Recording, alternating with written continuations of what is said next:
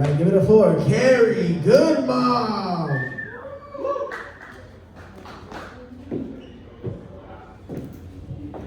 Hey, I'm so glad y'all stayed. I don't know if I'm gonna make you laugh or not, but I just wrote down a couple of my life's problems and I just started therapy. And the sessions don't last long enough, so it's just gonna roll over into this week. Is that cool?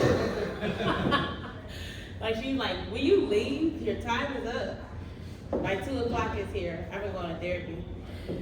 Yeah, recently got diagnosed with bipolar. That's really fun. So I'm Storm now from X-Men. Can you tell? My son told me I look like I'm gonna steal some Dalmatians, but I'm okay with that. I'm trying to be a good person. The pandemic changed me. It really did. Like you remember when people would sneeze and you would be like, bless you. Bless you. No matter how many times they sneeze, like, you know, bless you. Not me. You sneeze the first time, I'm staring. The second time, I'm gonna ask you to leave. The third time, just die already. No, I'm kidding.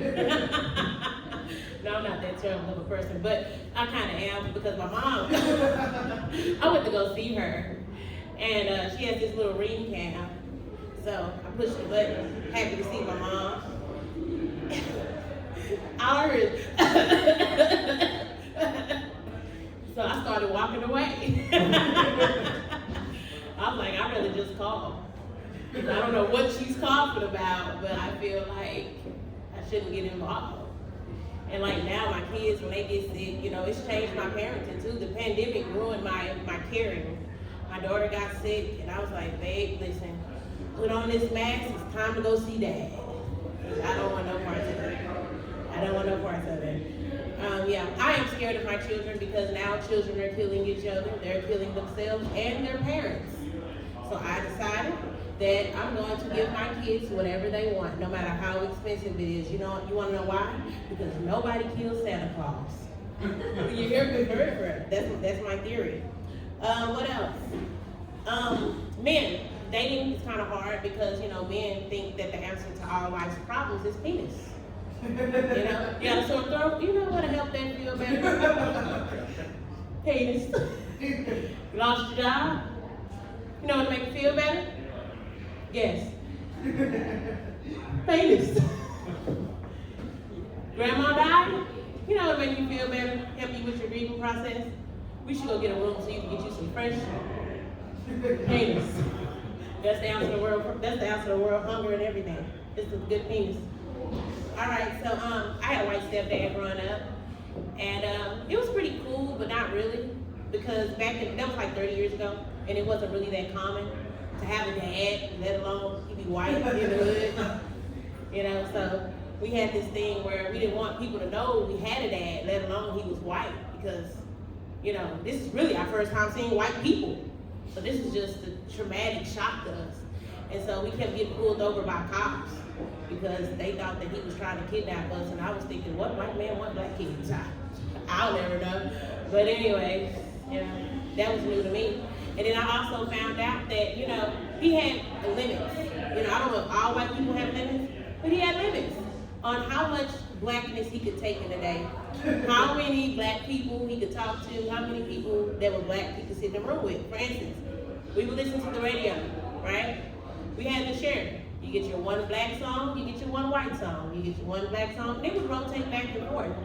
So my mom took us on a trip to Florida, and she had bought this new Mary J. Blige CD. It's a black CD, just so you know. And she decided she wanted to listen to every song. Bad idea, because his limit was one song. And by the end of that CD, I think he had a seizure because he almost ran us off the road. So the CD pops out. He was like, thank God, no more black music. And my mom just gently pushes it back in. You know, he died that day. I'm just kidding. But he was like, if you push that CD in one more time, I'll kill you.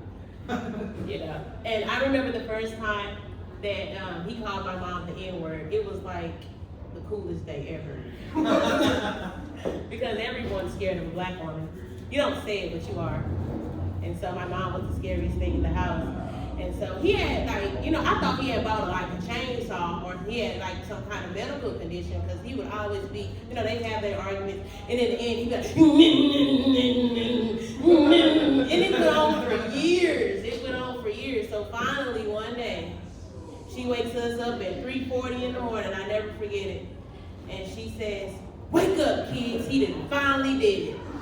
He done called me the N-word." And I was thinking, you probably deserved it. You probably deserved it. It's been years now. He's been holding me back. And it's 3:40 in the morning. I want to call you the N-word. But we woke up and I was like, so why are we up at 3:40 in the morning? She was like, we're all going to jump him. We're going to beat him today. And I was like, I just want to go back to sleep. I don't want to beat up my stepdad. But anyways, I'm single, really, really single. So single that it's disrespectful. My therapist told me today that I don't have any standards. That made me feel some type of way. I mean, just because I give my number to everyone, including homeless people, that doesn't mean I don't have standards. That just means I'm optimistic. You never know. He's got potential. You know what I mean? If you can be homeless and still have clean fingernails, I think that's a plus. That means you're practicing good hygiene in a difficult situation. That means you have problem solving and critical thinking skills. But that's my time. All right, give it up for Rogelio Mendoza.